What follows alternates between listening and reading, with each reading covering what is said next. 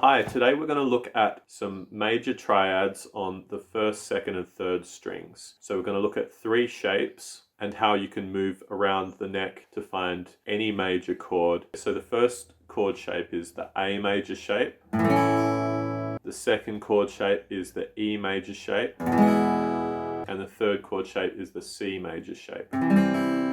So with that A major shape, let's look at the notes on the third, second and first strings. On the third string you've got an A, on the second string you've got a C sharp, and then on the first string you've got an E. So those three notes make up an A major triad. If you take those notes and move them up 2 frets, you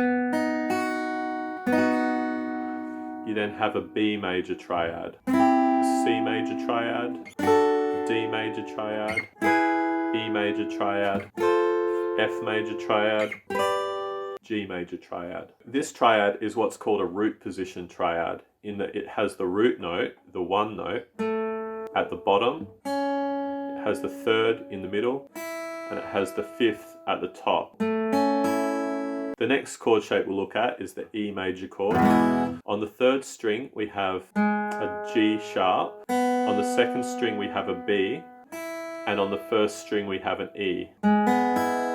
So if we take that upper fret, we now have an F major chord, G, A, B, C, D.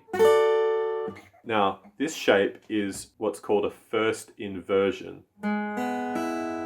You take a root position chord and then you take the root note from the bottom and you put it up the top. So you put it up the octave, and that's what's called a first inversion.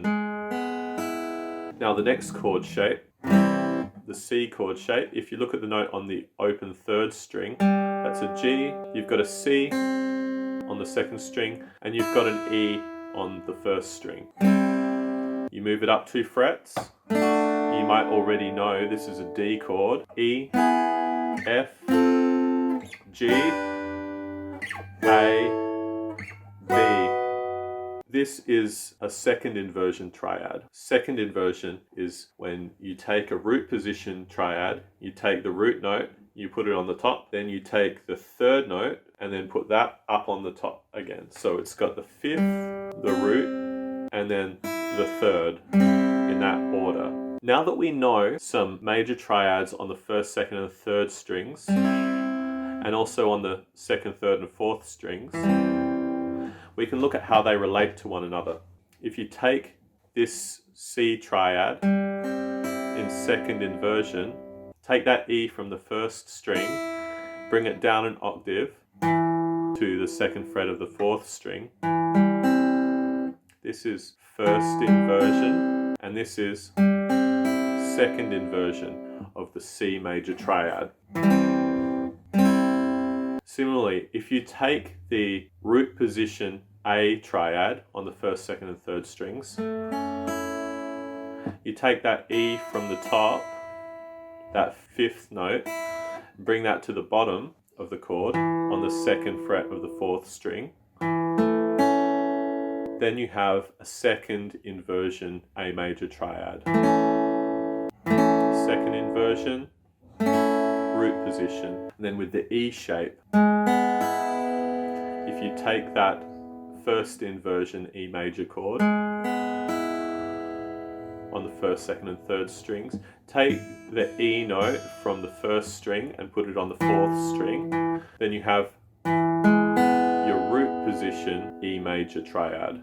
Root position, first inversion. So let's look at how these different chord shapes can relate to each other on the same chord. Let's take this A major root position triad and let's stay on an A major chord, but we'll move up to the first inversion. And then let's move up to the second inversion. A major chord here, A major chord here, A major chord here. Same thing with the E major triad. We've got first inversion E major triad here. Move up into second inversion, and then into root position. And with the C major triad in second inversion, you